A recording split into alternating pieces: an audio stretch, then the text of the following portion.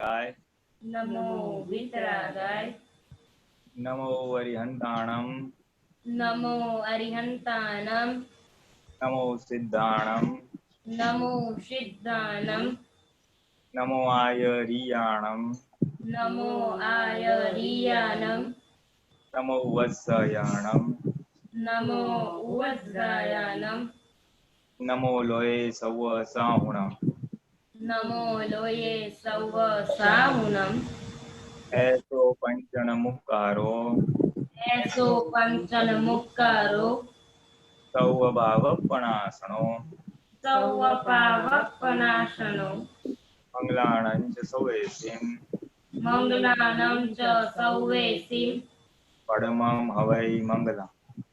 पड्वं हवै मंगलम्। ओम नमो भगवते वासुदेवाय। ओम नमो भगवते वासुदेवाय। ओम नमः शिवाय। ओम नमः शिवाय। जय सच्चिदानंद। जय सच्चिदानंद। जय सच्चिदानंद। बोले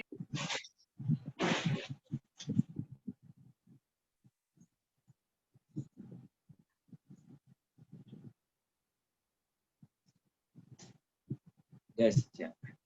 जय सच्चिदानंद। महात्माओं, आपका क्वेश्चन।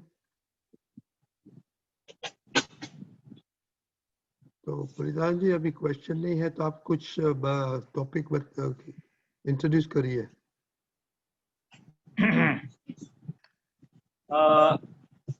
इंट्रोडक्शन में तो मैं ये थोड़ा कह सकता हूँ कि ये जो हम सब पुरुषार्थ कर रहे हैं, ये सत्संग सुन रहे हैं, सत्संग सुनने के बाद पुरुषार्थ करने का नक्की करते हैं, तो वो आखिर जाता कहाँ पे है? ये जो हमारा डिस्चार्ज अहंकार है, उसको निर्मूल करने का या जिसको पिघलने का, रिड्यूस करने का जो पुरुषार्थ है हमारा, डिस्चार्ज अहंकार और डिस्चार्ज ममता।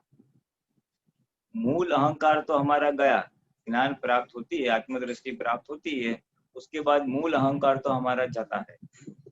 क्योंकि मूल अहंकार यानी रॉन्ग बिलीफ। कौन सी रॉन्ग बिलीफ? तो कि मैं नामधारी हूँ, वो निकल गई और मैं शुद्धात्मा हूँ, ये बात हो गई। तो अभी बाकी जो रहा व्यवहार है, ये मनोवचन का चार्ज कट के लेके आए हैं, तो वो चार्ज किया हुआ जो व्यवहार है उसको कौन चलाएगा? तो डिस्चार्ज अहंकार चलाएगा। और डिस्चार्ज अहंकार किसको चलाएगा? जो भी अंदर हमने भरा है उसका बाहर रूपक में आएगा। मन में जो विचार है, वाणी और वर्तन तो है ही, साथ में हमारी जो भी मान्यता है, सुख की मान्यता है, हमारी मोह है, हमारे फिर जैसे हमने देखा कि हमारी कमजोरियां भी है। कमजोरियां में आड़ाई है, शंका है, ममता है, पोतापणु है, गुरुतम भाव है, आई एम समथिंग, फिर मैं कुछ जानता हूँ, जानवानो अहंकार। ये अनेक प्रकार से बाधक कारण दादाजी ने बताया है। ये कारण हमारे प्रकृति में है जो आज बाहर निकलते हैं, और उसको एग्जीक्यूट करने में अहंकार तो रहता ही है। तो हमारा पुरुषार्थ कहाँ पे है कि जब ये निकले, क्रोध, मान, माया, लोभ, मोह, जो भी, तब उसमें से जो हमारा अहंकार वाला भाग है वो विड्रॉ हो जाए, उसमें तन्मायाकार ना हो। निकलेगा जरूर, लेकिन मैं इसके पक्ष में नहीं हूँ, ऐसे अंदर से हो जाए, तो वो भरा हुआ माल आएगा, निकलेगा और निकल भी जाएगा, असर नहीं करेगा। तो शुरुआत अगर हमें करनी है तो हमें हमारी प्रकृति को देखना है कि कौन से संजोगों में असर होती है, खास करके दुख की असर होती है। इसने मुझे ऐसा कहा, ये सही नहीं कर रहा है, ये हर टाइम ऐसा करता है, अन्य अन्य प्रकार से जहाँ हमें अपमान जैसा लगता है, अन्य अन्य प्रकार से जहाँ जहाँ असर होती है, किसी के वर्तन की, किसी के वाणी की, तो इन सारी असरों पे क्यों असर होती है और वहां पे कौन सा ज्ञान वापरा जाए, वो पुरुषार्थ करना, वो पुरुषार्थ करना। और मान के संबंध में तो दादाजी ने बताया है कि रोज मान, माया, लोभ, राग, द्वेष, अज्ञान मान्यता क्या कहती है, जब तक मान नाम का मेरा लड़का मौजूद है, मान नाम का कसाई मौजूद है, तब तक ये सारे जीवित हो जाएंगे, और मान गया तो सब जाए। अभी क्वेश्चन आए हैं। हाँ, बट ये थोड़ा खत्म कर लेता हूँ। ओके, ठीक है, ठीक है। तो मान को अगर छेद करना है, मान को छेद करना है तो क्या कर सकते हैं? तो मान को छेद करने के लिए दादा ने एक ही रास्ता बताया, अपमान। मान को न्यूट्रलाइज करने के लिए, मान से अगर मुक्त होना है तो अपमान, यानी जितना जितना हम अपना अपमान को ज्ञान की जागृति के साथ उसको पचाएंगे, अपमान करने वाले को दोषित नहीं मानेंगे, अपमान करने वाले को उपकारिक मानेंगे कि अच्छा अपमान किया तो मेरा मान कसाई गया। दादा लिमिट देते हैं कि महीने में 100 अपमान आए तो बहुत शक्ति बढ़ जाएगी, और 2 अपमान सहन किए तो 4 अपमान सहन करने की शक्ति आएगी। और ऐसे करते करते अगर 300 अपमान ज्ञान के अनुसार, ज्ञान के जागृति, ऐसा नहीं तू अपमान करना मेरे को कोई वांदा नहीं, ऐसा नहीं, अफट होके नहीं, समझ के साथ इसको हम पचाएंगे तो पूरा बहुत प्रगति होगी, ज्ञान और मान ऑलमोस्ट खत्म हो जाएगा। और बोलते हैं कि अगर मान खत्म हो गया तो अपमान करने वाला कोई आएगा भी नहीं। और मान पचाना आसान नहीं है, अपमान को पचाना इतना आसान नहीं है। वो जब आएगा कड़वा लगेगा, और फिर उसके वहां पे ज्ञान रखना पड़ेगा कि अगर जिसको बोल रहा है वो मैं नहीं हूँ, वो उपकारक है, वो अहंकार को हम विड्रॉ कर रहे हैं उसमें से। मेरा अपमान किया, मेरे को ऐसा क्यों बोला, वो जो असर होती है वो डिस्चार्ज अहंकार को होती है। तो वहां पे वो अहंकार उसमें से विड्रॉ होके मैं कौन हूँ, तो मैं शुद्धात्मा हूँ। तो अहंकार प्रकृति के पक्ष में न बैठता हुआ अहंकार ऑटोमेटिकली आत्मा के पक्ष में आ जाएगा कि मैं तो शुद्धात्मा हूँ। तो अपमान आएगा तो ही प्रकृति से विड्रॉ होगा। सब अच्छा अपने मर्जी के हिसाब चलेगा, मान तान मिलता है तो उसका स्वाद मिलेगा, तो प्रकृति में ही हम रहेंगे। प्रकृति में से निकल के आत्मा में आने के लिए प्रतिकूल संयोग अति हेल्पिंग है। तो ऐसे अपमान के समय में जितनी बार शौक लगेगा मैं शुद्धात्मा हूँ, ये अलग है, मैं शुद्धात्मा हूँ, ये अलग है, जिसको अपमान किया उसका हिसाब पूरा हो रहा है, ये ज्ञान जागृति बनती रहेगी। और इतना आनंद आएगा, इतना हल्का भी लगेगा कि चलो कचरा साफ हो रहा है। और ये करते करते दादा कहते 300 तक पहुंच गए तो पूरा साफ हो जाएगा। यानी अहंकार को कैसे निकालने का है, अहंकार को नीरस करने का है। मैं नामधारी हूँ, वो जो डिस्चार्ज में पड़ा है ना, उसको नीरस करने का है, रस निकाल देने का है उसका। मैं शुद्धात्मा हूँ, उस जागृति में उसमें स्थिरता लानी है। तो स्थिरता आएगी कब, जितनी बार चांटा पड़ेगा उतनी बार उसमें से निकलेगा। तो प्रकृति में से निकलने के लिए प्रकृति में प्रतिकूल संयोग एक चांटा का काम करेगा। चांटा पड़ा और उसमें से निकला, चांटा पड़ा और उसमें से निकला। तो ये प्रोसेस बहुत हेल्पिंग है, ये तो पहले समझ में आना चाहिए। कोई भी प्राकृतिक दोष में ये प्राकृतिक दोष है, इसमें से निकलना है। ये स्टेज पहला फर्स्ट स्टेप डिसीजन होना चाहिए। डिसीजन होने के बाद कि किस तरह से ये मुझे नुकसान करता है, मान किस तरह से नुकसान करता है, लोभ किस तरह से नुकसान करता है, विषय किस तरह से नुकसान करता है, ये समझना चाहिए। ये समझने के बाद फिर उसके थर्ड स्टेप में उसके जागृति रहेगी जब निकलेगा तब। और फोर्थ स्टेप में फिर उसका काउंटर उपाय, प्रतिक्रमण है, सेपरेशन है, फाइल नंबर एक साथ बातचीत करना है, जो भी पूछा है। तो ये स्टेप्स करेंगे तो एक के बाद ये शुद्ध होते जाएगा और हमारी जागृति की अखंडता रहेगी। हम सारे कंफर्ट जोन में बैठना चाहते हैं, अच्छा हो, लेकिन वो भौगोलिक कंफर्ट जोन है, हमें आत्मा के कंफर्ट जोन में बैठना चाहिए। आत्मा के कंफर्ट जोन यानी ज्ञाता दृष्टा रहना, बाहर कुछ भी हो देखना और जानना, यानी सामने वाला निर्दोष देखे, सामने वाले के ऊपर अभिप्राय नहीं पड़ेगा, सामने वाला अकर्ता दिखेगा। और ये पोजीशन में जागृति थोड़ी थोड़ी आती जाएगी और बढ़ती जाएगी, जैसे जैसे वैसे वैसे आत्मा अनावरण होगा और ये जो आत्मा का स्पष्ट वेदन बोलते हैं उस दशा तक पहुंचेंगे। सो आत्मा को निरस करना, आत्मा में स्टेबिलाइज होना, ये कोर प्रिंसिपल है हमारे पुरुषार्थ का। ये सब करने के बाद, इतना सत्संग सुना, इतना पुरुषार्थ सुना, सब ने अलग अलग व्यू पॉइंट से बताया, ये करने के बाद जाना कहाँ है, अनुभव कहाँ करना है। नहीं तो हम खाली ये जो दादा का ज्ञान सुनते हैं ना, वो व्यवहार में ठंडक लाने के लिए यूज करते हैं। वो चाहे तो व्यवहार ही नहीं, व्यवहार से निकल के आत्मा में स्थिर होना है। हमको हमारे प्रकृति से ही सेपरेट हो जाना है।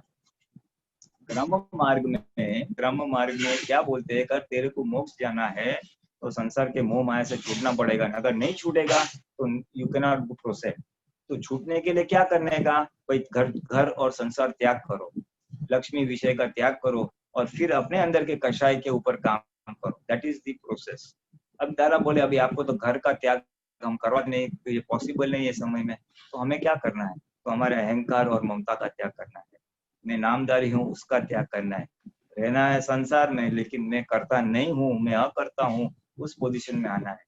यानी ये जो डिस्चार्ज अहंकार है उसका त्याग करना है, उसको निर्मूल करना है, उसको एग्जॉस्ट करना है। ये बात समझ में आना चाहिए। पुरुषार्थ मैं इसके लिए कर रही हूँ कि आत्मा में स्थिर रहूं, मेरा संसार अच्छा चले, उसके लिए नहीं।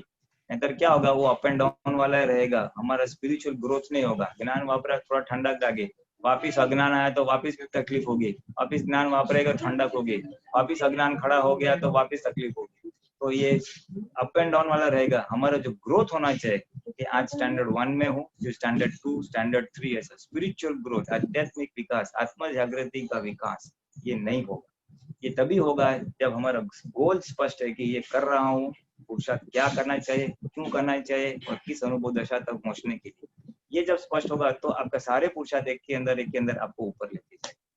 तो ये थोड़ा मेरा विजन था, मेरी जो समझ थी वो मैंने शेयर कर दी रजनी भाई।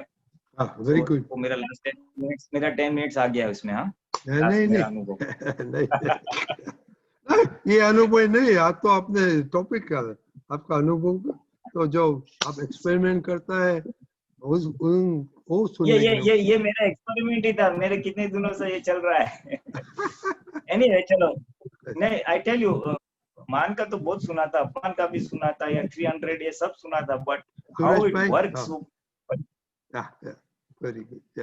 ना पर एक भी एग्जांपल, आप हर दफा कुछ एग्जांपल देते हैं सूरज भाई, खरे खरे अनम्यूट करिए, करिए करे। हाँ ओके, बोलिए। मुक्ति मोक्ष में क्या फर्क है पुलिन में? हेलो, हाँ आवाज कट रही। सच्चिदानंद। हाँ जय सच्चन, बोलिए। नहीं, मैंने कहा कि मुक्ति और मोक्ष में क्या फर्क है? सुना ही नहीं दे रहा है ठीक से। हेलो, मुक्ति नहीं पड़ा। जय सच्चिदानंद। हाँ शू कहे छे? मुक्ति और मोक्ष में मुक्ति और क्या मोक्ष फर्क है? में मोक्ष यानी जन्म मरण से मुक्ति, एक ही है। हम मोक्ष जब बोलते हैं तो हम किसको कहते हैं कि जन्म मरण से मुक्ति। और दादा भगवान ने थोड़ा इसको वो किया कि उसके पहले हमारी कौन सी मुक्ति होगी, कि संसार में रहते हुए संसार के दुख हमें स्पर्श नहीं करेंगे, वो फर्स्ट मुक्ति या फर्स्ट मोक्ष। और सेकंड मोक्ष जो अल्टीमेटली ये सारे कर्म समाप्त होके हमारा जन्म मरण से मुक्ति, वो फाइनल मुक्ति या फाइनल मोक्ष बोलेंगे। तो पहला मोक्ष दादा बोलते हैं इधर ही होना चाहिए। ये ज्ञान के प्रताप से इस जन्म में इधर ही दुख होते हुए भी दुख से मुक्ति, दैट इज फर्स्ट मुक्ति और मोक्ष। एंड सेकंड इज जन्म मरण से मुक्ति, सारे कर्म एग्जॉस्ट होने के बाद। मोक्ष यानी जन्म मरण से मुक्ति, सारे कर्मों से मुक्ति। और ये क्रोध, मान, माया, लोभ से ये जो है अपने को, ये चारों चीज, तो इससे यदि मुक्ति मिलती कब है अपने को? ये तो हम लेकर के आते हैं ना। हाँ बराबर है, जो हम लेके आए हैं वो प्रकृति के अंदर भरा हुआ है, तो वो निकलेगा, समय संजोग के अधीन निकलेगा बाहर। क्रोध होगा, मान निकलेगा, तो वो जब निकले तो उसको जागृति पूर्वक देखना है और उसमें तन्मयाकार नहीं होना है। वो हमारे हाथ में है कि तन्मयाकार नहीं होना और होना? हाँ तो पुरुषार्थ उसी को है ना, वही तो पुरुषार्थ है हमारे हाथ में, और क्या है। अच्छा, क्योंकि हम प्रकृति से भिन्न ऐसा पुरुष हुए हैं, इसलिए पुरुष है तो प्रकृति के ऊपर हम पुरुषार्थ अवश्य कर सकते हैं। और यही पुरुषार्थ करने का है क्रम में, अपने को और कुछ त्याग करने का तो है नहीं, उपवास करने का तो है नहीं। पूरी प्रज्ञा शक्ति खड़ी हो गई है जो हमको सेपरेट रह के देख सकती है, तो वो प्रज्ञा के पक्ष में रह के उसको ऑब्जर्व करके उसमें तन्मयाकार नहीं होना। और हो गए तो ये गलती हो गई, माफी चाहता हूँ। प्रतिक्रमण है, न करने का निश्चय है, न करने की शक्तियां मांगना है, अनेक अनेक प्रकार से पुरुषार्थ है। डिसाइड तो होवे, डिसाइड ही नहीं हुआ है।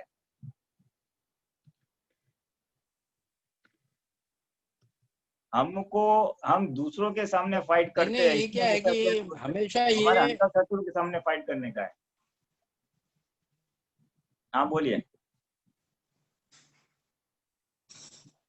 नहीं, मैं ये जानना चाहता है कि हमेशा मनुष्य को है ना ये लगा रहता है कि मैं बहुत ज्ञानी हूँ, मैं सबसे ज्यादा जानकार हूँ। ये हमेशा अंदर से भरा रहता है, औरों से वो अलग ही अपने को समझता है, औरों से अपने को अलग समझता रहता है। हाँ तो ये अहंकार हमेशा उसको है ना, माने आज 20 साल से 25 साल से जब से वो जन्म लिया है तब से उसको परेशानी होती रहती है इस चीज से, क्रोध मान माया लोभ से। तो उसको नौकरी में लाना कैसे? वो तो पहले उसको पहले तो महसूस होना चाहिए मुझे इसमें से मुक्त होना है। उसको खुद को महसूस होना चाहिए मुझे बाधक है और मुझे इससे मुक्त होना है। जब तक वो नहीं होगा वो तो किसी का बोलता कुछ जरूर नहीं है, होने वाला है। नहीं, वो बोलता जरूर है, रोज बोलता है कि भाई इससे मुझे मुक्त करो, मगर फिर दोपहर में तक है ना फिर से उसके अंदर ये चीज आ जाती है। हाँ तो फिर यानी उसका पक्का हुआ नहीं है। अगर जिसका पक्का हुआ है तो फिर उसके पक्ष में नहीं बैठेगा, फिर उसके पीछे लग जाएगा। घर में चूहे घुस जाते तो उसके पीछे हम लग जाते कि कैसे चूहे नहीं आए। तो क्रोध के पीछे ऐसा लगना पड़ेगा कि ये क्रोध से मुक्त होना है। एक बार आदमी तय करे ना तो रास्ता तो 550 निकल जाएगा। वो डिसीजन स्ट्रांग नहीं हुआ है लेकिन हल्का फुल्का डिसीजन है, दृढ़ निश्चय चाहिए। क्योंकि उसको परेशानी इतनी लगनी चाहिए कि कम वोट में इससे मुक्त होना ही है। दृढ़ निश्चय, ये महात्मा हो या महात्मा नहीं भी हो, दोनों के लिए ये इक्वली इंपॉर्टेंट पॉइंट है। प्रकृति में सुधार तभी आएगा जब आप नक्की करो कि इसमें से मुक्त होना है। नहीं, अभी ये हमारे हाथ में है क्या? 100% अक्रम विज्ञान है ना, इसके लिए पॉसिबल है। क्रम मार्ग में नहीं था। अक्रम विज्ञान है, हम प्रकृति से अलग होते हैं। प्रकृति सेपरेट और मैं सेपरेट हूँ, इसलिए सेपरेट रह के प्रकृति के पास ही शुद्धिकरण का प्रोसेस करवाने का है। उसी के पास ही प्रतिक्रमण कराते हैं, उसी के पास ही शक्तियां मंगवाते हैं। तो क्या डीके हो जाएगा, एग्जॉस्ट होते जाएगा। वो जो भरा हुआ माल है ना, उसकी इंटेंसिटी, उसकी तीव्रता रिड्यूस होते जाएगी आहिस्ते आहिस्ते और जीरो होते जाएगी। क्रम होता तो फिर वो तो खाली भाव पुरुषार्थ ही कर सकता था और उसका रिजल्ट उसको नेक्स्ट जन्म में मिलता था। ये अक्रम है, इसलिए इट इज पॉसिबल। दादा भगवान ने खुद का एग्जाम्पल है, 9 कलम 30-40 साल तक मैंने भावना की तो मेरे रूपक में आ गया, मेरी प्रकृति पूरी सद्भाव में आ गई। तो इट इज 101% पॉसिबल, क्योंकि हम उसकी इंटेंसिटी निकाल रहे हैं ना। हम उसका पक्ष क्रोध हुआ तो ये नहीं है, गलत हो गया, तो हम उसका पावर निकाल रहे हैं, उसका जो आधार है वो हम आधार निकाल रहे हैं। और जैसे जैसे हम आधार निकाले किसी भी चीज का तो गिरने वाली है। जैसे आप इंजीनियर हो तो in simple engineering terms we have to demagnetize that stuff. हम परमाणु जो चार्ज करके लेके आए ना क्रोध मान माया के, उसको डीमैग्नेटाइज करने का है ये ज्ञान के बदौलत से। बस डीमैग्नेटाइज यानी रिवर्स ओपिनियन कि भाई ये हो रहा है वो गलत है, ऐसा ना हो, ऐसा ना हो, ऐसा ना हो। तो धाड़ धाड़ धाड़ उसका सपोर्ट निकल जाएगा और वो एग्जॉस्ट होते जाएगा। तुलिनानंद जी, हाँ ये इंजीनियर नहीं है, साइंटिस्ट है। हाँ, बट फिर भी वो थोड़ा समझते हैं। डीमैग्नेटाइज तो समझते हैं यार वो। नहीं, वो साइंटिस्ट है तो थोड़ा सोचेंगे, अभी उस पर रिसर्च करेंगे। हाँ बोलिए बोलिए। तो नहीं डेफिनेटली साइंटिस्ट को तो एक्चुअली इंजीनियर है, साइंटिस्ट है। दादा भगवान बोले मेरा विज्ञान ये लोग तो बहुत अच्छी तरह से इमीडिएटली समझ पाएंगे क्योंकि मेरा साइंस ही है। और साइंस के स्टूडेंट को साइंस समझाना तो एकदम इजी हो जाता है। परमाणु चार्ज किए है उसको डीमैग्नेटाइज करना है। अरे खाली ब्लेड लेते हैं ना, शेविंग ब्लेड भी, उसको ऐसा मैग्नेट रब किया ना तो भी मैग्नेट होती है। वो भी फिर वो अपने को टाँचनी को क्या बोलते हैं वो उसको अट्रैक्ट करती है। पिन अपना क्लिप, पेपर क्लिप होती है उसको अट्रैक्ट करती है। तो वो उसका पावर निकल जाएगा तो फिर आप डीमैग, तो ये अपने मन वचन का है कि ये डिस्चार्ज कषाय है उसको डीमैग्नेटाइज ही करना है, परमाणु है और कुछ नहीं है, दिस ऑल चार्ज परमाणु।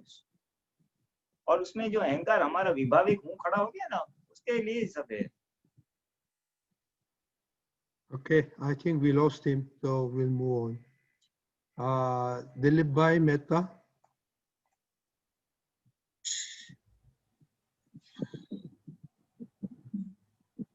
जय सच्चिदानंद पुलिनानंद जी।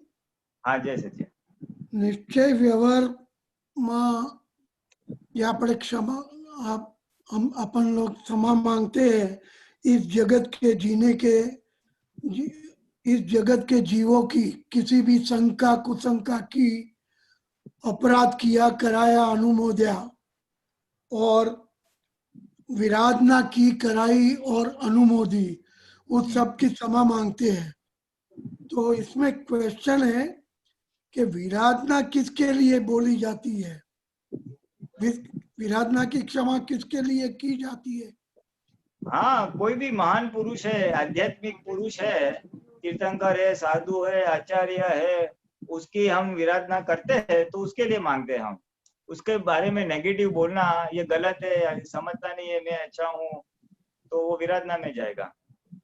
और यहाँ पे किसी भी जीव के लिए बोलते हैं इसलिए सोचता है, એટલે वो तो जनरल स्टेटमेंट है ना, क्योंकि उसके बाद में बाकी सारी जाते हैं, कोई पण शंका कुशंका भी आ जाता है ना, ये सबके लिए है ना ये। हाँ इसीलिए अच्छा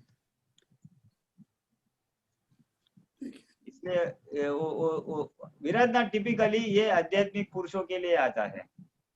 अच्छा। जय सच्चिदानंद।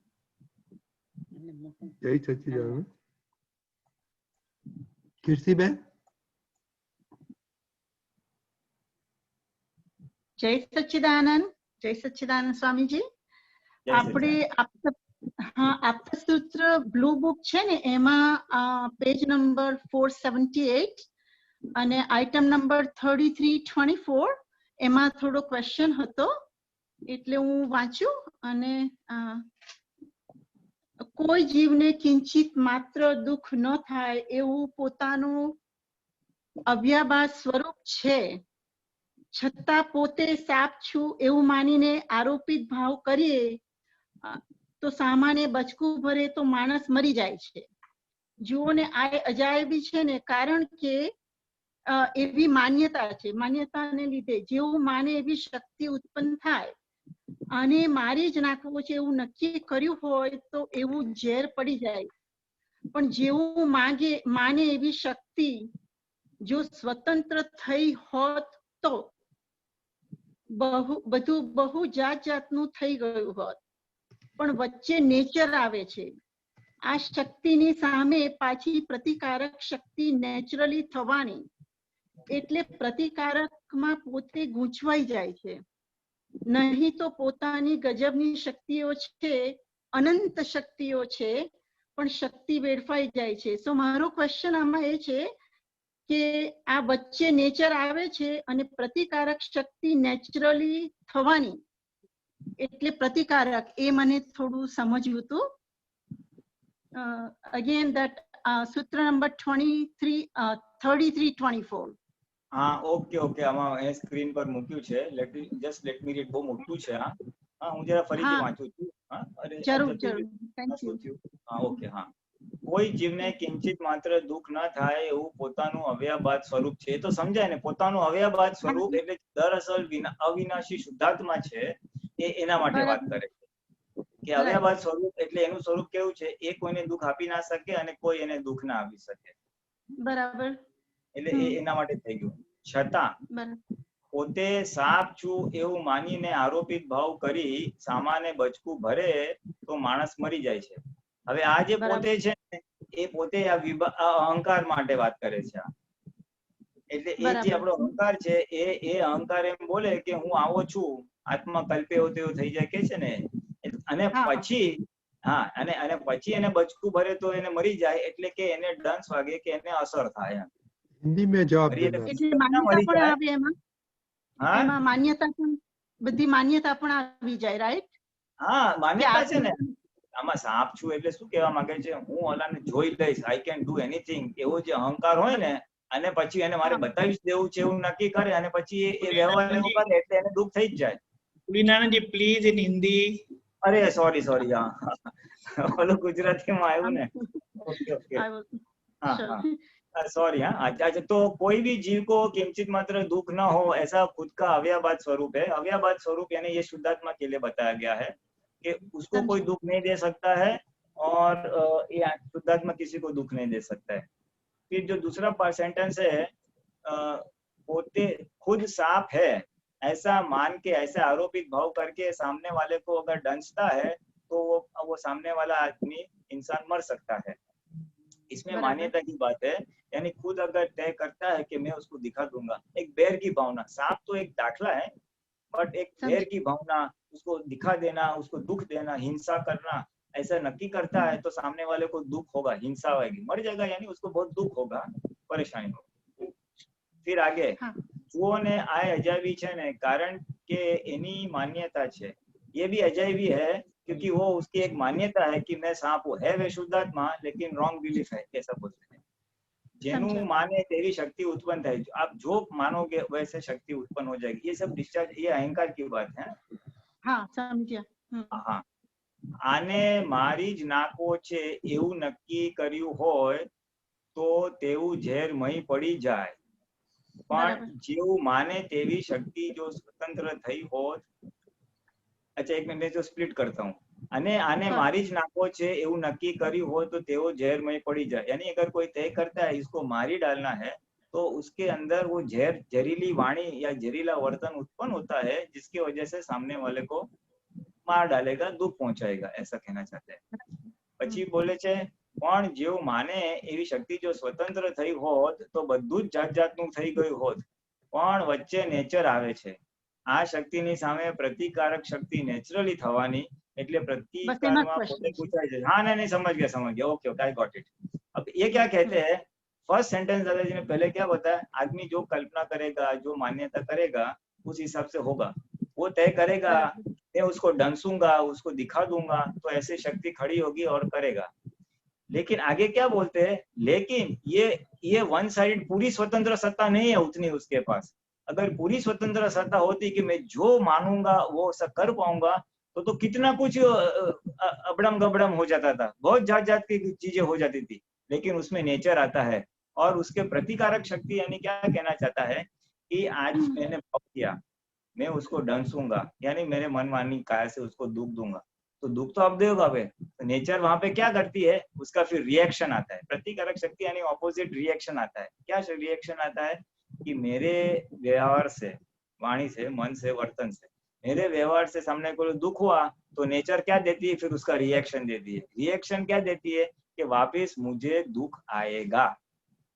नेचुरली ये शक्ति, प्रतिकारक शक्ति यानी ये नेचुरल एक्शन का रिएक्शन आता है और मुझे दुख होगा। अभी मुझे दुख होगा तो क्या होगा, मैं नक्की करूंगा यार अभी दुख देने से फायदा नहीं है, दुख नहीं देना चाहिए।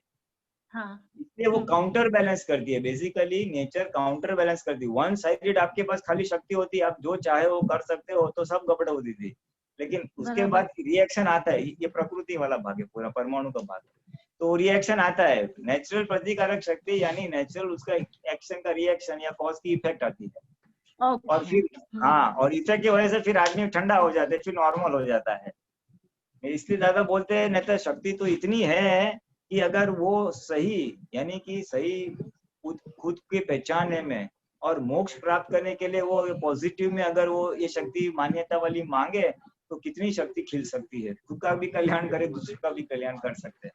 लेकिन ये सब शक्ति बेड़फाई जा रही है, यानी सब वेस्ट जा रही है, उसको सही दिशा नहीं मिल रही है, इसलिए वो संसार के राग द्वेष में पड़ा हुआ है। इसके वजह से उसको राग द्वेष का भोगवटा आ रहा है। नहीं वो आत्मा ऐश्वर्य, आत्मा सुख की तरफ अगर उसको डाइवर्ट होती है शक्ति तो उसका बहुत काम हो जाएगा, ऐसा कहना चाहिए।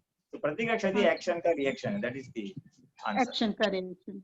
और वन मोर क्वेश्चन इसमें है कि अव्ययवाद स्वरूप मीन्स मेरा स्वभाव किसी दुख होए ऐसा नहीं है, और मेरे से दुख किसी को नहीं होता और किसी का दुख मुझे नहीं टच सकता, वही बोलते हैं उसका मीनिंग हाँ राइट राइट। अव्याभास। हाँ अव्याभास स्वरूप આપણે જ્ઞાન વિધિ में हम बोलते हैं ना, मैं बाधा पीड़ा से मुक्त ऐसा शुद्धात्मा हूँ। हाँ हाँ बस वही वही, द मीनिंग इज परफेक्ट, ऐसा ही है। मुझे कोई दुख तो नहीं दे सकता है और मैं किसी को दुख नहीं दे सकता हूँ, ऐसा दरअसल शुद्धात्मा का ये गुण है। अव्याभास स्वरूप यानी वो अव्याभास गुण ऐसा है कि it can not hurt anybody nor can somebody hurt it. Okay, बस वही वही चाहता, समझ नहीं आ रहा था। अच्छा तो थैंक यू। जय सच्चिदानंद। जय जय सच्चिदानंद। सच्चिदानंद। गीता बहन।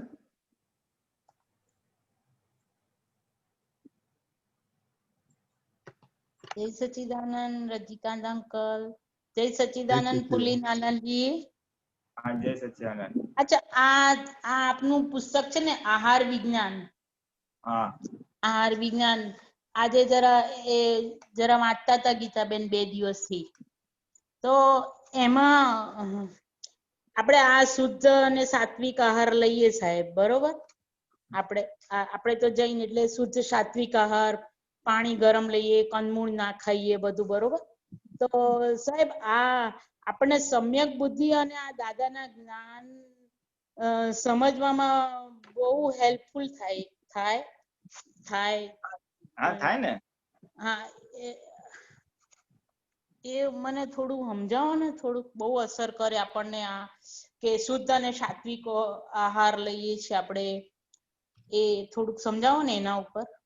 एमा इसका सार ऐसा है, हाँ शुद्ध और सात्विक आहार कहने का मतलब क्या है? शुद्ध हम्म यानी अच्छे परमाणु, बाहर का खाना में कचरा पट्टी होता है ना, तो वो शुद्ध होता है। और हाँ जी। सात्विक यानी सात्विक का मीनिंग है पचने पाचन होने में हल्का फुल्का आहार। हेवी आहार करे लेंगे तो क्या जागृति डाउन हो जाएगी, है ना।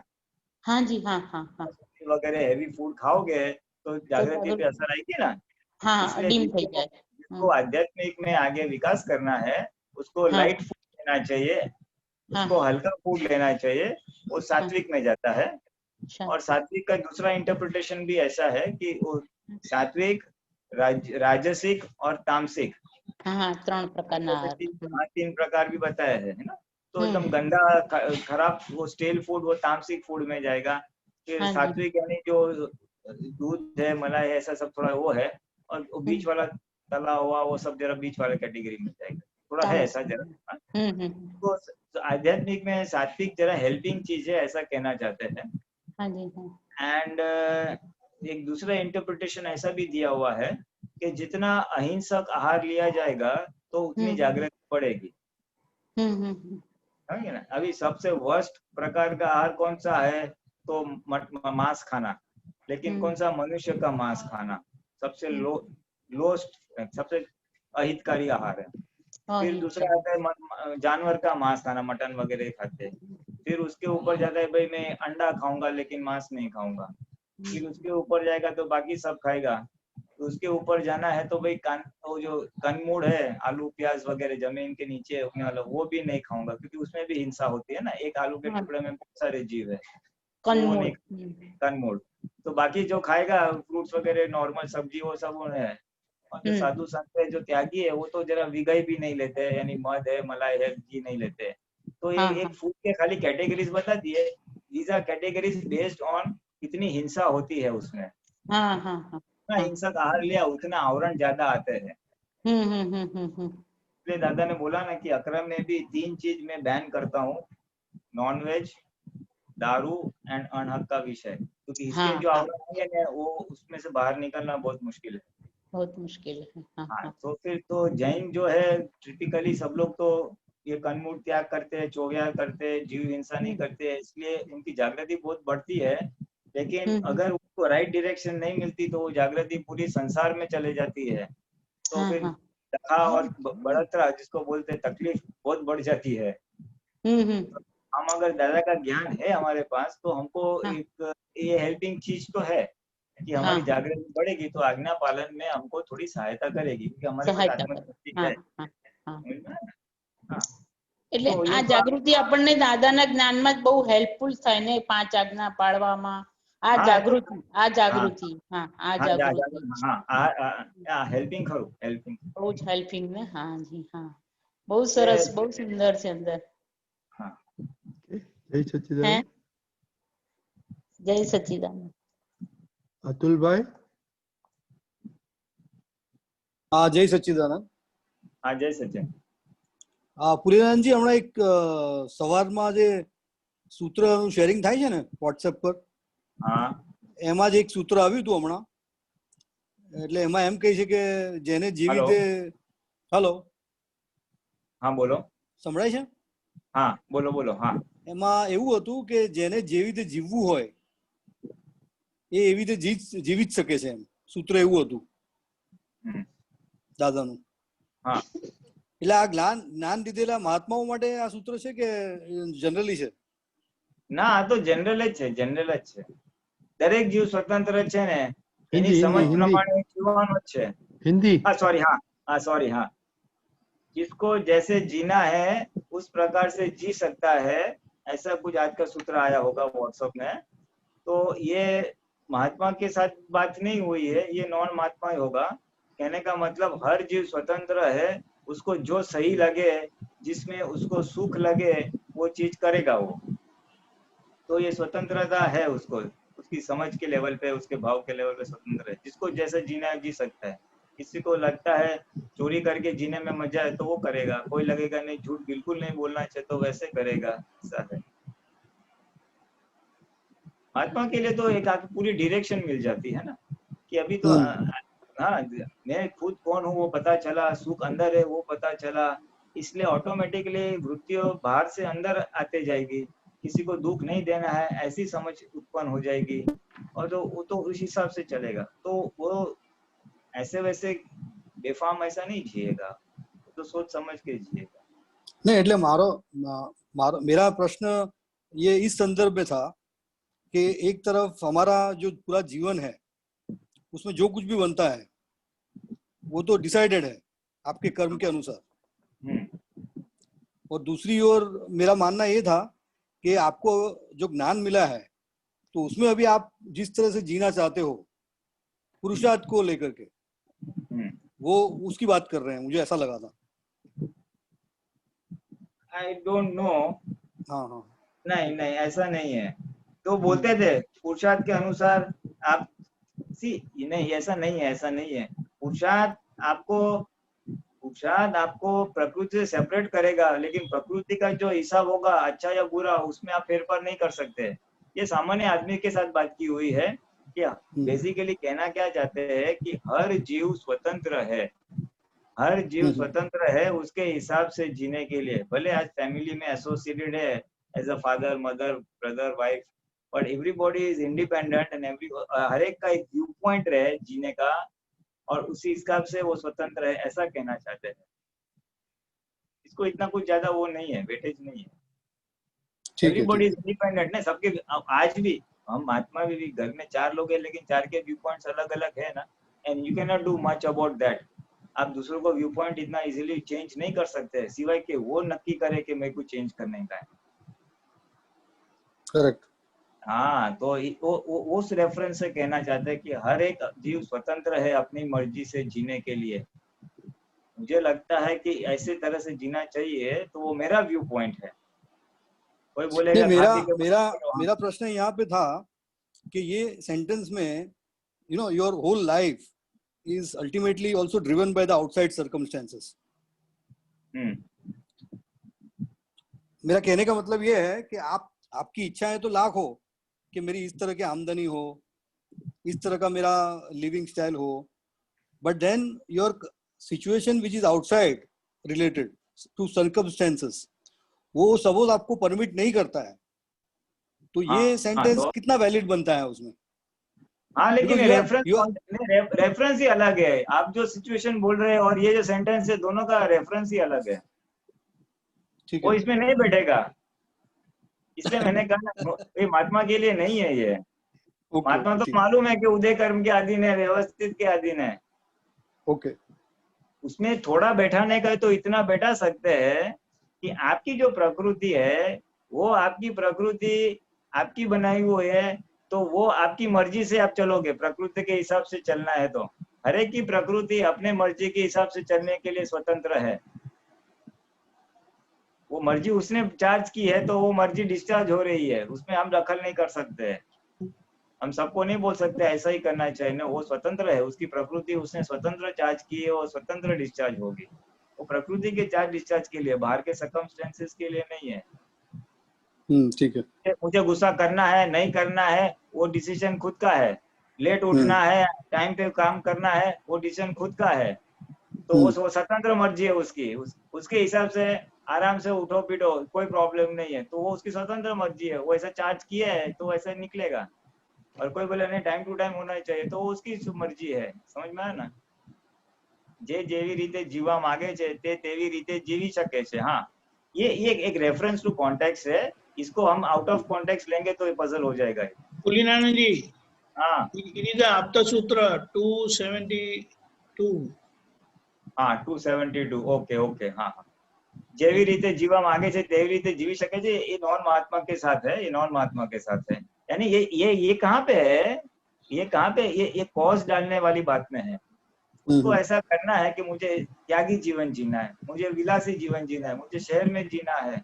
अनेक प्रकार से जीवन को तो 1000 पैरामीटर से डिफाइन कर सकते हैं। तो वो कॉज ऐसे डाल सकते हैं ताकि उसको उस हिसाब की इफेक्ट मिलेगी और उससे जीवन मिलेगा। ओके, वो कॉजेज डालने वाली बात है ये। ओके, ठीक है। इफेक्ट जय में। और सच्चिदानंद। आप जो बोल रहे हैं ना, आप जो बोल रहे हो इफेक्ट में बोल रहे हैं कि आज तो मेरा डिसाइड हो गया, अभी मैं चेंज नहीं कर सकता, I am dependent on external circumstances, वो इफेक्ट वाला बात है, ये थोड़ा कॉज में जाता है। ओके, जय सच्चिदानंद। हाँ, मर्जी तो कॉज में ही है ना हमारे पास, भाव करने में कॉज मर्जी, बाकी इफेक्ट में तो हमारे पास मर्जी नहीं है। ठीक है। जय सच्चिदानंद। द्वारकेश। जय सच्चिदानंद।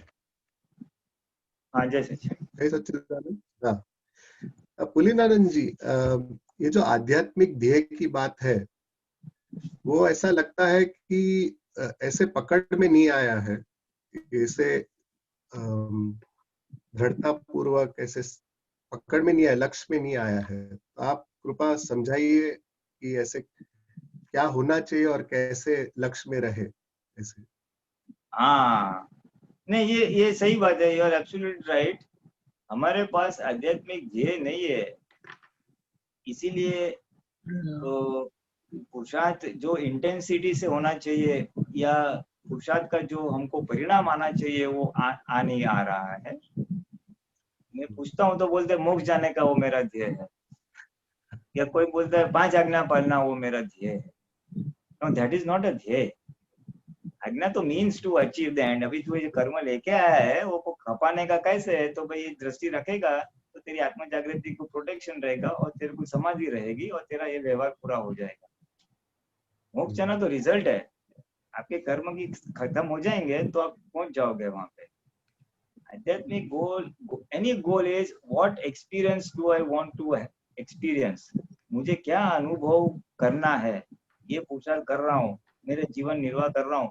टू अचीव व्हाट, मुझे क्या प्राप्त करना है, क्या अनुभव दशा प्राप्त करनी है, उसको आध्यात्मिक ध्येय बताया गया है। तो मुझे निरंतर निराकुरता रहे, निरंतर अंदर का आनंद रहे, या स्थूल भाषा में बोलूं तो मुझे मन वचन का ऐसे किसी को दुख ना हो, या मुझे जगत पूरा निर्दोष दिखाई दे। अनेक प्रकार से हम हमारा ध्येय डिफाइन कर सकते हैं।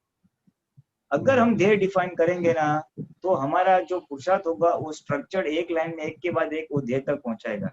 वेरी सिंपल है। देखो, हम व्यवहार में ध्येय रखते हैं।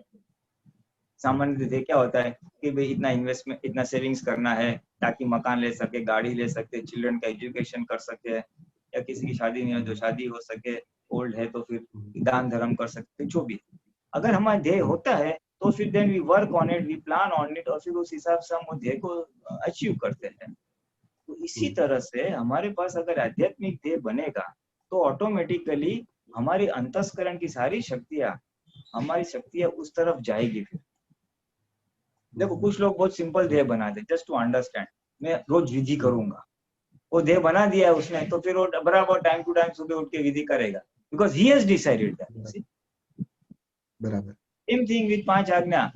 5 आज्ञा दादा भगवान ने बोली है इसलिए मैं पाल रहा हूँ, मुझे पालनी नहीं है। जिस दिन वो मेरा देह हो जाएगा ना कि मुझे करना है तो आप करोगे, तो फ्री ऑफ कॉस्ट मिल गया ज्ञान, इसलिए कोई कंपल्सन नहीं है। आज्ञा पालो तो भी ठीक है, नहीं पालो तो ठीक है, ऐसा फाइन नहीं रखा है। आज्ञा नहीं पालोगे तो ज्ञान वापस रिटर्न ले लिया जाएगा। इसलिए वो हमारा ध्येय बनानी है, आज्ञा क्यों पालन करें। चलो ये तो एक बात हो गई। दूसरा ध्येय, चरण विधि जो पड़ी है ना, निश्चय व्यवहार चरण विधि, वो पूरा ध्येय से भरी हुई है। अपना मन अपने में जैसे आत्मा की बर्ताव हो रहा है, वैसा आत्मन वो मेरे में हो। मैं क्षणे क्षणे सदाए सर्वदा स्वसत्ता में रह के स्वसत्ता का उपभोग करूं। कितना बड़ा ध्येय है। मेरा एक ध्येय है कि मैं निरंतर आत्मा में रहूं और बाहर न प्रकटूं। ये एक बना सकते हो। और फिर अगर ये आपका ध्येय बन जाएगा तो फिर ऑटोमेटिकली आप फिर ऑन द वॉच आउट रहोगे, भाई किधर किधर में तन्मय का परिणाम आ रहा है, मैं स्वसत्ता मेरी कहाँ कहाँ चले जा रही है। तो फिर आप करेक्टिव एक्शन लोगे, क्योंकि you want to be in atma. Today you have not decided to be in atma, today you have decided to be remain in comfort zone. वो व्यवहार की निराकुरता चाहिए। इसलिए दादा का ज्ञान पार्ट्स एंड पीसेस में निराकुरता लाने के लिए हुआ है। वाइफ के साथ झगड़ा हो गया, क्या करूं, प्रतिक्रमण कर, चलो पैचअप हो गया, वापिस वाइफ तो चाहिए, वाइफ का प्यार भी चाहिए, लेकिन सब रिलेटिव ही चाहिए, रियल का कहाँ आया। बॉस के साथ झगड़ा हो गया, पैसा नहीं है, नौकरी का प्रॉब्लम है, घर नहीं है, सारे रिलेटिव का सॉल्यूशंस के लिए वापरा है। Nothing wrong, it's not wrong, दोषित नहीं है, इट्स परफेक्ट। स्टार्टिंग पॉइंट सबका यहीं से होने वाला है, but then we have to go one step ahead. मुझे दादा भगवान को कैसे आत्मा सेपरेट रहता था और उद्गल सेपरेट रहता था, आत्मा का स्पष्ट वेदन था। वो भी मैरिड थे, वो भी कॉन्ट्रैक्ट का धंधा करते थे, फिर भी उनको रहता था, तो मैं क्यों नहीं रख सकता हूँ। That can be one of your goals. और अगर ये आपका ध्येय बन जाएगा ना, तो फिर आप ऑटोमेटिकली उस पे काम करोगे। भाई ये यहाँ पे नहीं पहुंच रहा है, यहाँ पे लीकेज हो रहा है, यहाँ पे थोड़ा मुश्किल आ रही है, तो उसके लिए आप सोल्यूशंस फाइंड करोगे। जैसे व्यवहार के गोल अचीव करने के लिए हम प्रयत्न करते हैं, काउंटर मेजर्स लेते हैं, उसी तरह ये अगर हमारा गोल होगा तो हम ऑटोमेटिकली वो गोल अचीव करने दिन रात फिर उसके पीछे लगे रहेंगे। ये करने का ही है, पहुंचने का ही है। बराबर। खाली सिंपल गोल भी लो ना, मन वचन काया से किसी को दुख ना हो, तो उसमें भी इतने सारे पुरुषार्थ पड़े हैं कि न पूछो बात। मन से भी किसी को दुख ना हो, लेकिन वो तो गधा है यार, समझता नहीं है। मेरे को मन में ऐसा विचार आ गया, अभी क्या करूं। लेकिन मेरा अगर गोल है, नहीं मन से भी दुख नहीं देना है, लेकिन ऐसा विचार आ रहा है, क्यों आ रहा है, मैं उसको करता देख रहा हूँ, वो करता है नहीं, वो करता नहीं है, तो क्या है, तो मेरा हिसाब है। तो ज्ञान की कुछ गोठवनी करेगा, कुछ पुरुषार्थ करेगा, और विचार आते ही उसमें तन्मयाकार नहीं होगा। विचार तो आएंगे लेकिन तन्मयाकार नहीं होगा, तो मन से दुख नहीं होगा। और मन के लेवल पे पुरुषार्थ हो गया ना, तो वाणी वर्तन में बहुत इजीली हो जाएगा। तो ये भी एक गोल हो सकता है। मन वचन दुख ना हो, हाँ, केवल शुद्धात्मा अनुभव सवाय जगत की कोई विनाशी चीज खपती नहीं है। उसमें तो पसीना छूट जाएगा, क्योंकि व्यवहार की सारी चीज चाहिए, लेकिन वो फाइल नंबर 1 को चाहिए है। तो बहुत सारा है। फिर हाँ, ये तो है ना, मेन तो ये 2 है। आप में जैसे आत्मा बरतता है वो मुझ में बरते, मैं क्षणे क्षणे सदाए सर्वदा सर्वतो हूँ। फिर वो और भी है, देखो वो हम बाकी सेंटेंस बोलते हैं ना कि आपनु ज्ञान दर्शन चारित्र सुख तेज मारू ज्ञान दर्शन चारित्र सुख रो। हाँ, आपकी वृत्ति वही मेरी वृत्ति रो। वो खाली वो गोल बना दो, जाओ आपकी वृत्ति वो मेरी वृत्ति रो। मेरी चित्त वृत्ति बाहर भटकती है, आपकी तो बाहर भटकती ही नहीं है। तो आपको कैसे अंदर रहती है चित्त वृत्ति, आपकी बाहर जाती है लेकिन कहीं चिटकती नहीं है। ऐसी वृत्ति मेरी रहो। खाली एक गोल है, ये भी बना दो ना, ये दीज आर मिनी गोल्स। तो उसके लिए पुरुषार्थ ऑटोमेटिक होगा। मेरा चित्त कहाँ भटक रहा है, क्यों भटक रहा है, ना भटको तो उसके लिए क्या करूं। Then you start working on it and you will achieve it also. But ये मिनी गोल्स है। Ultimately basically end goal of all our 5 agnas or all our satsangs of all our purushart is to remain separate from file number 1 and be its observer. मन वचन काया के ज्ञाता दृष्टा निरंतर बने रहना, वो ही अल्टीमेट पुरुषार्थ है। माहिर भगवान भी वो दशा में थे, दादा भगवान भी वो दशा में, और हमको भी वही दशा में जाने का है। As simple as that. मन वचन काया चार्ज है, इसलिए उसमें फेरफार नहीं होगा, वो तो डिस्चार्ज होने वाले है। लेकिन हम सेपरेट रह के थे। दादा भगवान भी मैरिड थे, दादा भगवान भी कॉन्ट्रैक्ट करते, दादा भगवान को भी बिजनेस में लॉस हुआ था, सब कुछ हुआ था, you know come to think of it, मैं तो सोच रहा हूँ जो लफड़ा हमको हुआ है ना, उससे ज्यादा लफड़ा दादा भगवान को हुआ था। उनके सामने चोरी के आरोप हुए थे, कोर्ट केस हुआ था। He suffered a major loss in businesses. He had health issues also. उनको कितना वो कॉफ होता था, लंग में कितना इन्फेक्शन था, उनको कितना वो पित्त की भी प्रॉब्लम्स थी। खाली एक रिलेशंस में उसको कभी प्रॉब्लम नहीं आया, बिकॉज वो सूझ इतनी टॉप मोस्ट थी ना कि कहीं में भी वो टकराव में या हीराबा के साथ मतभेद में आया नहीं। Typically I define व्यवहार in 4 words: health, wealth, career and relations। का तो संबंध में किसी को लफड़ा होता है, का तो कैरियर भी नौकरी धंधा नहीं है, पैसे का शॉर्टेज है, या हेल्थ का प्रॉब्लम है। ये 4 में रोटेट होता है व्यवहार ऑन अ ग्रॉस लेवल, सब डिविजन्स कर सकते हैं।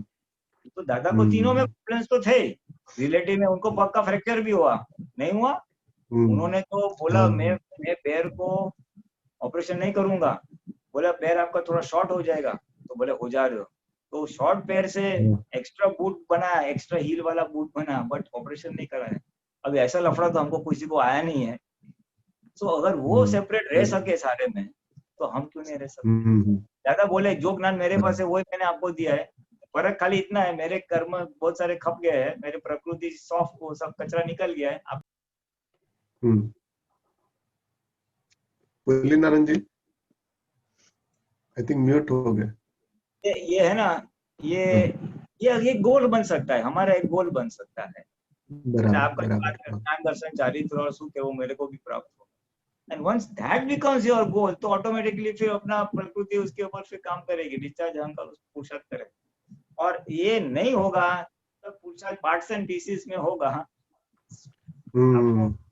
लगना चाहिए ग्रोथ सबका हो रहा है, नहीं हो रहा है ऐसा नहीं, everybody is progressing, everybody is experience, सबको आ रहा है, वो नहीं है, पर एक्स्ट्रा हो सकता है।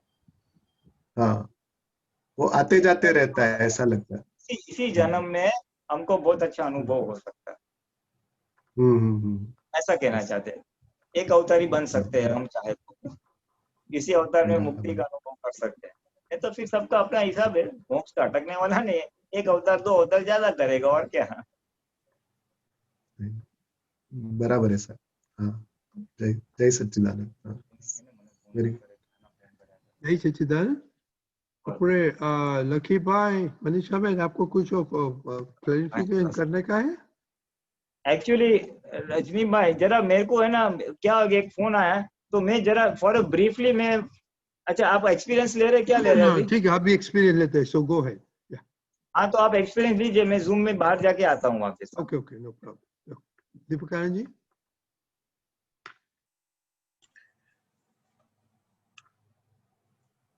जय सच्चिदानंद। हमारे बीच अनंत जी आए, एक ही परिवार के, फिर पद्मा बहन आए, फिर रविंद्र जी आए, पिताजी आए, मम्मा आए, बेटे आए, बच्ची भी आ गई। अभी आज बहू का टर्न है, आई बिलीव शी। सही है ना गरिमा जी? सही है। बस तो अभी आज हम देखते हैं कि आपने आपकी बहू को क्या ज्ञान दिया, उन्होंने ज्ञान दादा का क्या लिया, वो कैसे उनका उपयोग करते हैं और हमें कैसे उनका बोध मिले। पधारिए जरूर से। जय सच्चिदानंद। बताएं आपका अनुभव, बताएं। जय सच्चिदानंद। गरिमा जी। एक मिनट, नेटवर्क आ रहा है, नेटवर्क आवाज आ रहा है? Yes yes. हाँ। जय सच्चिदानंद। सभी आपके पुत्र और महात्माओं को मेरा नमन। मेरा नाम गरिमा है और मैं वैसे बेसिकली राजस्थान भिलवाड़ा से बिलोंग करती हूँ। मेरी शादी अहमदाबाद गुजरात में हुई है। मैंने ज्ञान, शादी से पहले मेरे को दादा भगवान का ऐसा नाम भी नहीं सुना था मैंने कि दादा भगवान कौन है, पर शादी के बाद मैं यहाँ पे आई तब मेरे को पता पड़ा दादा भगवान, मेरे को पापा बताते थे दादा भगवान ये हैं, उनका विज्ञान ऐसा है, तो बेटा ज्ञान लोगे तो और विज्ञान समझ में आएगा। तो मैंने 21 मार्च 2019 को अडालज में ज्ञान लिया तो मैं ऐसा, मेरे को लगता था मैंने गुजराती मेरे को आता नहीं है, मैं ज्ञान में क्या बोलूंगी, मेरे को कुछ समझ नहीं आएगा। बट पापा मेरे को अप्रिशिएट करते थे कि नहीं, वहां पे जाके बैठना है और वो जो बोले उसको रिपीट करना है। तो मेरे को इतना अच्छा लगा, मैं आपको बता नहीं सकती। और दादा भगवान की ये जो धुन होती है असीम जय जयकार, वो मेरे को इतनी अच्छी लगती है कि मैं उसको पूरा दिन भी सुनूं तो बोर नहीं हूँ। मैं जब भी फ्री होती हूँ मैं सुनती हूँ। सिमंदर स्वामी भगवान की आरती, दादा भगवान की आरती, स्तुति, ये मेरे को सुनती हूँ तो बहुत अच्छा लगता है। और सेकंड एक्सपीरियंस मेरा ये रहा, लॉकडाउन पीरियड में हम सब फैमिली वाले बैठे थे और पद भंजन कर रहे थे, तो मेरा टर्न आया। तो मेरे को बोले गुजराती में पद गाना है। मैंने कहा मेरे को तो आती नहीं है गुजराती। तो पापा बोले नहीं, ट्राई करो, आ जाएगी। तो वो पद मैंने कैसे गा दिया मुझे भी नहीं पता, आई एम सरप्राइज्ड। तो वो दादा के आशीर्वाद से मैं गा गई और पूरा एकदम एग्जैक्ट सही गाया, पॉइंट टू पॉइंट। तो वो मेरे को ऐसा लगा कि दादा के आशीर्वाद से ही मैंने गाया। और मेरी मम्मी भी मेरे को बोलती है कि बेटा ये दादा भगवान के कैलेंडर्स होते हैं, उसमें कोटेशंस लिखे हुए होते हैं, तो बोले इनको पढ़, तेरे को गुजराती आएगी और तेरे को समझ में भी आएगा। मेरे को भी नहीं आता था पहले, तो मैं पढ़ती हूँ, मेरे को आता है थोड़ा थोड़ा समझ में। तो ऐसे वो अप्रिशिएट करते रहते, तो अच्छा रहा, मेरे को समझ में आता है धीरे धीरे। ये सब दादा के आशीर्वाद से ही हुआ। और पापा ये क्वेश्चंस में से स्पिरिचुअल के रिलेटेड पूछते रहते हैं कि इसका मतलब क्या होता है, आपने ये देखा, आपने वो देखा, ये इसका नाम सुना है। तो नहीं सुनते हैं तो आंसर देते तो कुछ ना कुछ सीखने को ही मिलता है। तो उनका बहुत सपोर्ट है स्पिरिचुअल डेवलपमेंट में। मेरी मम्मी का भी है, मेरे हस्बैंड का भी है, सबसे ज्यादा पापा का बोलूंगी। और तो ज्यादा में कुछ मेरा एक्सपीरियंस रहा नहीं है, बट जो रहा है वो अभी तक बहुत अच्छा रहा है दादा के आशीर्वाद से। और बस मैं अंत में यही बोलूंगी कि सभी आपके पुत्रों को कि मेरे को यही आशीर्वाद दे कि मेरे को और दादा का विज्ञान समझ में आए और मोक्ष मार्ग की तरफ मेरी प्रगति होए। जय सच्चिदानंद। जय सच्चिदानंद। गरिमा जी बहुत अच्छा। ऐसा तो है, आपके आजू बाजू ही लोग ऐसे हैं ना कि आपको ऐसे ही ठीक रखते हैं। एक बात नहीं, बड़ी अच्छी बात है कि आप ये प्रसन्न चित्त स्थिति है ना आपकी, इतनी प्रसन्नता से रहते हैं, वही बहुत कुछ बता देता है, वरना ये पॉसिबल नहीं है। कितना भी अच्छा घर है ना, फिर भी ये प्रसन्नता होनी वो सामान्य बात नहीं है। आपको कीर्तन भक्ति। हाँ बोलिए। एक मैं बात बोलती हूँ। बोलिए बोलिए। मैं ऐसे कभी नहीं सोचा था कि ये बहू बन के आएगी और मुझे ऐसा मतलब बहू, मतलब मैं बहू समझू, मुझे कुछ भी नहीं ऐसा लग रहा था। मुझे तो लड़की ही लग रही है अभी भी, और ऐसे लग रही है ना कि मुझे इन लोगों का दादा भगवान में नहीं ज्वाइंट होंगे ऐसा मुझे लग रहा ही नहीं। इतनी मस्त ज्वाइंट हो रही है ना, आपको क्या बोलूं मैं। मतलब बहुत अच्छी है। बेटी देकर बेटी ली है ना। हाँ बस वही लिया मैंने तो बस। और मुझे ऐसा सासूपना का मुझे रही नहीं कि मैं सासू हूँ ना, ये मेरी बहू है ना, ऐसा मुझे कुछ नहीं है। बस ये अपना बच्चा है और अपने जिंदगी पर अपने संभाले और अपने इन लोगों को संभालना है, बस यही रखना है मुझे अभी। बहुत अच्छे। और अच्छी है, मतलब घर के संस्कार भी अच्छे बहुत हैं। अच्छे। सही है। पर दीपकानंद जी, आपका आशीर्वाद बिना तो हम लोग कुछ भी नहीं कर सकते। आप लोगों का इतना आशीर्वाद है, आपका हाथ बिना तो हम लोग कुछ भी नहीं कर सकते। नहीं, बात सही है, लेकिन आपके घर के लोगों की प्रसन्नता देखकर ऐसे ही हमें बल मिलता है। नहीं बहुत अच्छा, आपका हाथ बिना तो हम लोग। रन्नी भाई को आपका पुत्रों को सबको मेरा करोड़ों प्रणाम मैं करती हूँ, करोड़ों बार, हर एक बार करती हूँ मैं, हर एक बार। सही है, सही है। और आपको आरती पसंद है, दादा भगवान की आरती पसंद है, स्तुति पसंद है, तो दादा भगवान ने बताया है ये करते हैं तो इसी में हाजिर हो जाता हूँ। क्या बोलते हैं पापा? पापा आओ। आ रहे। हाँ उनको तो आना ही है।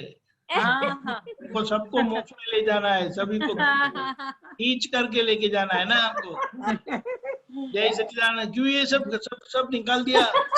बस ऐसे ही कटवा दिया, ज्यादा भार लग रहा था। नहीं ऐसे नहीं, अच्छा है, बहुत बहुत अच्छा।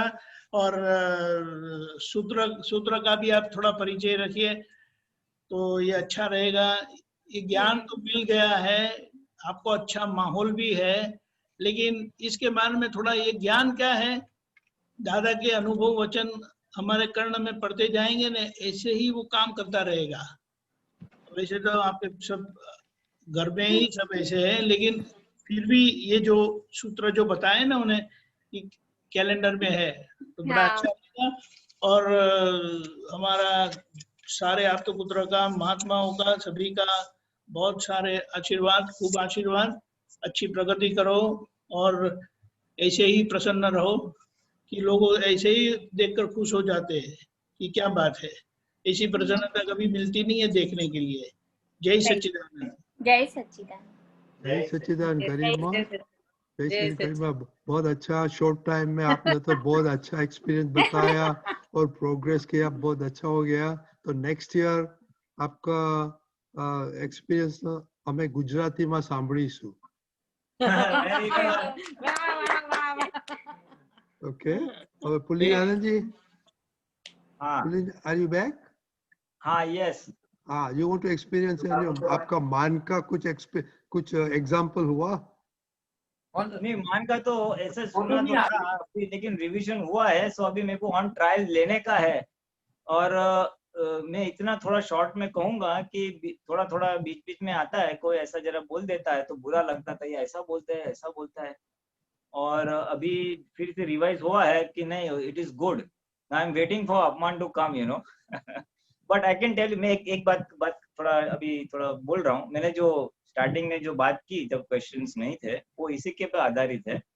वो शुरुआत तो थोड़ा से हुआ था, वो 9th हफ्तावाणी का रीडिंग वगैरह, फिर वो मैंने जैसे बोला था वो पोतापणु का चैप्टर पढ़ा, फिर अलग अलग चैप्टर्स मैंने फिर चालू किए पढ़ने के। उसमें लघुतम गुरुतम आया, फिर शंका आया, ममता आई, मान आया, सब आए। और सभी जगह पे 3-4 जगह पे दादा भगवान के ऐसे वचन है कि पोतापणु जाए तो भगवान पद प्राप्त થાય, पोतापणु जाए तो भगवान पद प्राप्त हो। फिर लघुतम गुरुतम में बोला लघु हो गया तो भगवान बच जाओगे, मेरे को जैसे आत्मा वश हो गया, भगवान वश हो गया, ऐसे आपको हो जाएगा। फिर मान के चैप्टर में भी बोलते हैं ये गया तो भगवान पद प्राप्त हो जाएगा, ममता गई तो भगवान पद प्राप्त हो जाएगा। तो सभी जगह में ये ऐसा हो रहा है। What is the common thread? So the common thread was कि ये जो डिस्चार्ज अहंकार है उसको निरस करना है या निर्मूल करना है। यानी उसको अगर थोड़ा साइंटिफिकली समझे ना, तो आत्म तत्व और परमाणु तत्व नजीक आने से विभाविक हूँ खड़ा हो जाता है, मैं हूँ, मैं आ जाता है, फिर मैं ये हूँ, यानी मैं नामधारी हूँ।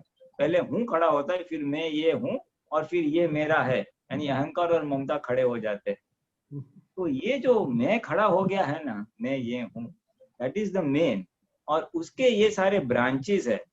क्या ब्रांच है? मान इसका ब्रांच है, आड़ाई उसकी ब्रांच है, शंका है, फिर ये पोतापणु है, ये सब उसके ब्रांचेस है। तो ये ब्रांचेस को तोड़ने तो जाओगे तो ऑटोमेटिकली ये जो हूँ है वो कोलैप्स हो जाएगा, और ये जो बीच वाला खड़ा हो गया वो कोलैप्स हो गया, तो शुद्धात्मा पूरा फ्री हो जाता है। तो ये इनडायरेक्टली व्यवहार दृष्टि से दादा ने बताया कि ये दोष निकल जाएंगे तो आपका वो क्लियर हो जाएगा। तो the root cause is that हूँ। और दूसरे जगह पे पढ़ने में आया है कि जो भी हो रहा है, डिस्चार्ज हो रहा है, उसमें अहंकार नहीं बढ़े, अहंकार तन्मयकार नहीं, वो हमारा पुरुषार्थ है। सो ये दोनों चीज मेरे माइंड में एकदम टैली हो गई कि जो हम पुरुषार्थ अलग व्यू पॉइंट से करते थे वो आज पूरा एकदम समझ में आ गया। इसलिए मैंने वही बात जरा स्टार्टिंग में रख दी कि मेरे पुरुषार्थ तो नहीं, ये जो मैं पढ़ाई कर रहा हूँ उसका रिजल्ट में मेरे को ये समझ उत्पन्न हुई है कि ये डिस्चार्ज कि ये सारे ब्रांचेस हैं, तो या ब्रांचेस को कट करो और उसके बाद अहंकार को उसमें जो भी करो, but ultimately it goes over there. इसलिए आज मेरी जागृति अभी हाइपर फोकस हो गई है और मुझे पता चल गया है कि किस चीज पे फोकस करना है ताकि क्या चीज निकल जाए। तो भरा हुआ माल तो निकलेगा ही, लेकिन उसमें तन्मयकार नहीं होना, और मैं भूल जाता हूँ, तन्मयकार हो जाता हूँ, तो क्या करना पड़ेगा? मुझे न होने की शक्तियां मांगनी पड़ेगी। तो मेरा स्पेयर टाइम का ये पुरुषार्थ रहेगा कि मैं तन्मयकार न हूँ, ऐसी शक्ति मांगो। तो ये शक्ति मांगने से जागृति रहेगी, जागृति रहेगी तो डिस्चार्ज के सामने तन्मयकार न होने का पुरुषार्थ होगा। तो माल भी एग्जॉस्ट होगा, सेपरेशन भी रहेगा, आनंद भी रहेगा। तो ये सारी डाढ़खियां है और रूप का जो अहंकार पड़ा है, ये मेरा एक विजन में आई ये बात, तो आज मैं शेयर।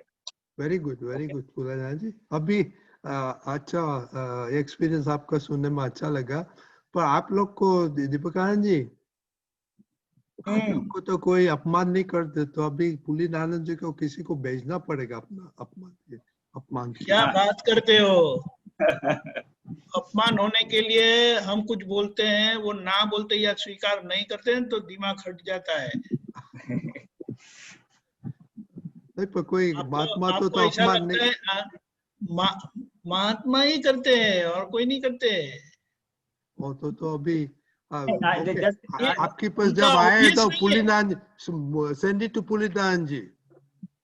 नो, ऐसा नहीं, वो सबको आता ही है। अच्छा, सबको आता ही है, लेकिन ऐसा है ना कि वो उसकी लेवल बदलती रहती है। ओके, तो नेक्स्ट टाइम पुलिनानंद जी आपको तो will be on the spot to see how many you got. हाँ ना नहीं करेंगे। एंड जस्ट अभी थोड़ा बात निकले तो एक जस्ट 1 मिनट ओनली, कि अपमान यानी फिजिकल अपमान नहीं, अपने हिसाब से नहीं होता है, और उसका जो ठेस पहुंचता है ना, वो भी उस कैटेगरी में ही जाता है। जहां जहां अहंकार को असर हुई ना, वो सारा उस कैटेगरी में जाता है।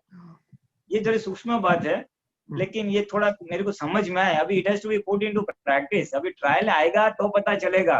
दादा का ज्ञान तो पूरा भरा पड़ा है, थ्योरेटिकली सब मालूम है, लेकिन प्रैक्टिस की में पास होवे तो अपने एग्जाम में पास होगा, ऐसा होगा।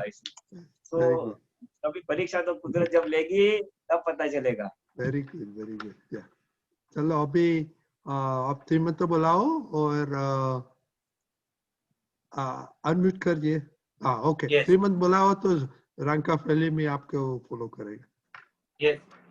नमो वितरागाय, नमो वितरागाय, नमो वरिहंताणम, नमो वरिहंताणम, नमो सिद्धाणम, नमो सिद्धाणम, नमो आयरियाणम,